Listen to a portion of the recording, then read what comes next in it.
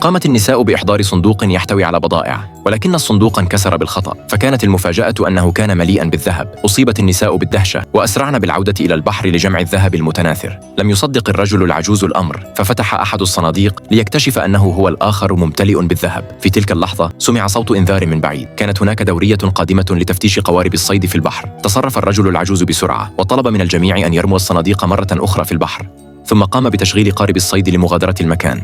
لكن أثناء تغيير اتجاه القارب بسرعة تعلق المرساة بقاع البحر.